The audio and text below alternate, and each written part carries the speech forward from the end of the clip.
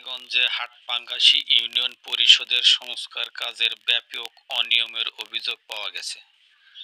গত 1 জুলাই 20-25 তারিখে সরেজমিনে গিয়ে জানা যায়, সিরাজগঞ্জ রায়গঞ্জ উপজেলার 8 নং হাটপাঙ্গাসী ইউনিয়ন পরিষদের সংস্কার কাজের ব্যাপক অনিয়মের চিত্র উঠে এসেছে।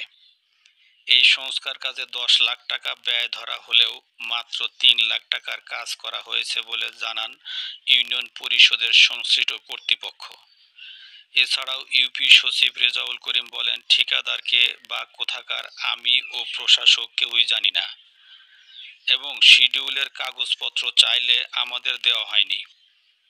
কাজে ব্যাপক অনিয়ম হয়েছে, আমরা সংশ্লিষ্ট ইঞ্জিনিয়ারকে জানিয়েছি।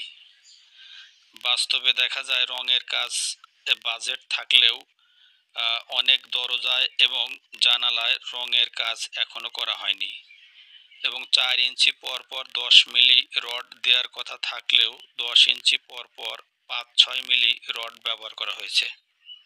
বিষয়টি উপজেলা প্রশাসনের হস্তক্ষেপ কামনা করছেন ইউনিয়ন পরিষদের সংশ্লিষ্ট কর্তৃপক্ষ এবং অত্র এলাকার সকল স্তরের জনগণ।